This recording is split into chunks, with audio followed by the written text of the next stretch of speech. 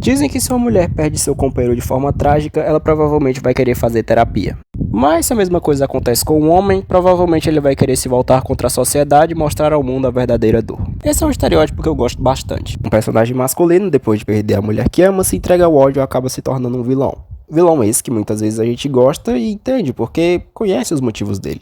Provavelmente um dos primeiros que tiver em mente quando falo desse assunto é o Obito, de Naruto. Como era tolo uma criança inocente, acreditava que podia ter um mundo diferente. Mesmo com todas as suas falhas, ele sempre teve um apoio. Rin confiava nele, não via ele como uma piada, mas sim motivava ele a tentar ser melhor. A sua luz. Mas quando ele perde a sua luz, o que acontece? Ele se afunda em escuridão. Algo que fazia o seu mundo ter sentido. Quando ele perdeu esse sentido, começou a odiar o mundo. E essa é a vibe de muitos personagens dessa lista. Eles perderam mais que uma pessoa. Eles perderam a sua razão de viver. Nem todos seguem o caminho do mal, como por exemplo Kratos, o fantasma de Esparta, Billy Bruto ou Guts, o espadachim negro. Esses personagens não se transformaram necessariamente em monstros, mas claramente abandonaram grande parte da sua humanidade. E mesmo entregues ao ódio, eles ainda têm uma certa bússola moral. Essa bússola impede que eles descarreguem essa raiva inocente. Então eles seguem lutando por aquilo que acham justo. Não necessariamente como heróis, mas seguindo uma vida de retaliação. Eu pensei em falar do Yuta, mas é meio coisado, sabe? A relação dele com a Rika em diversos momentos parece bem mais uma relação de carinho afetivo do que um amor romântico. E aparentemente ele casa com a Maki no final. Agora imagine uma coisa. Conde Drácula, o vampiro mais poderoso e temido, acaba tendo sua esposa tirada dele por culpa da ignorância dos humanos. E o que é que você acha que ele vai fazer? Criar um hotel para que ele e outros monstros possam festejar e serem felizes? Bem, acho que o Drácula, pai de menina, faria isso.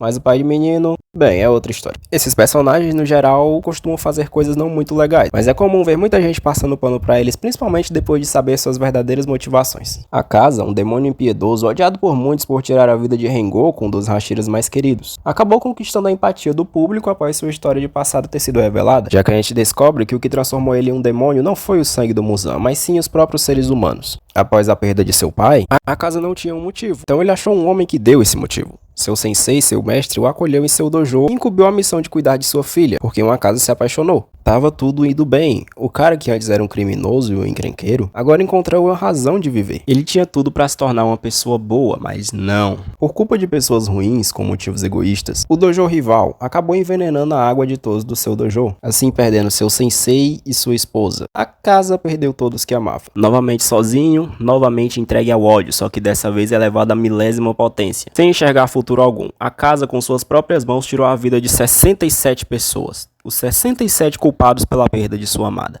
Um ocorrido tão macabro que até o próprio Muzan achou que teria sido obra de um demônio. Assim, encontrando a Casa e lhe oferecendo a oportunidade de lutar ao seu lado. Agora, sem suas memórias, a Casa continuava lutando com o intuito de obter força, achando que valorizava o poder, mas na verdade ele menosprezava sua própria fraqueza. E mesmo que novamente na escuridão, ele conseguiu ver a sua antiga luz, iluminando os poucos resquícios de humanidade que ainda lhe restavam. Se o Akaza tivesse regenerado a própria cabeça, com certeza ele teria vencido aquela luta. Mas não existia mais motivo para isso. Todo aquele ódio não ia mais dar sentido à sua existência. Assim, a memória da mulher que amava fez ele desistir daquilo, e fez o demônio aceitar morrer como um humano. Dizem que o mal não existe, ele é a ausência do bem, assim como as sombras são a ausência da luz. Esses personagens não abraçaram a escuridão por um motivo egoísta. Eles perderam a sua luz e perderam a sua bondade.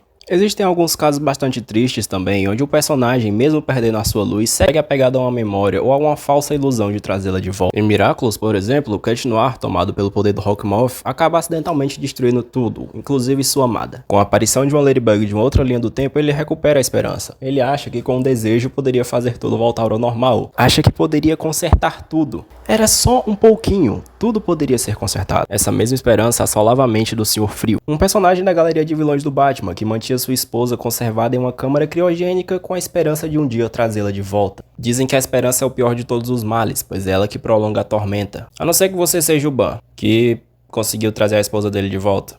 Olha que sortudo. Apesar de que ele vai morrer, ela vai continuar viva porque ela é uma farsa. Simon Petrikov, o Rei Gelado, que não é mais o Rei Gelado, também era apegado a esse tipo de pensamento, mas ele conseguiu seguir em frente, sem mostrar ao mundo a verdadeira dor. Até agora eu falei de personagens de moral relativamente cinzenta, pessoas normais, mas e se o alvo da dor fosse o próprio símbolo da esperança? O símbolo da esperança depois de perder a esperança. Enganado pelo Coringa utilizando o gás do espantalho, Superman encontra seu maior medo, o Apocalipse. Agindo impulsivamente, ele leva seu oponente até a atmosfera terrestre, pensando em salvar a todos. Mas longe dali, com a mente mais calma, Superman percebe que 2 corações pararam na sua frente. E a única pessoa que teria 2 batimentos era Lois Lane, grávida de seu filho. Junto a isso, o Coringa havia preparado uma bomba para levar toda a Metrópolis quando Lois Lane morresse. E assim o símbolo da esperança perdeu a esperança. O símbolo da esperança abandonou princípios éticos. O símbolo da esperança deixou todo o planeta sob seu controle, agora se tornando um símbolo de medo. Curiosamente, em Injustice tem um momento onde o Lex conversa com a mãe do Superman, e ela conta que quando ele era criança ele perdeu um cobertor que gostava muito e ficou descontrolado quebrando umas coisas. O Lex pergunta se ela estaria dizendo que o Superman seria como uma criança machucada, e ela responde: e por acaso todos nós não somos? Enfim, esse foi o vídeo, deu um pouco de trabalho de fazer, mas devo dizer que foi um dos vídeos que eu mais gostei de fazer. Se você que tá vendo o vídeo até agora for mulher, eu sugiro que você pergunte ao seu companheiro o que ele faria se perdesse você. E caso ele não responda que se voltaria contra o mundo machucando vários inocentes, eu acho que você deveria iniciar uma briga.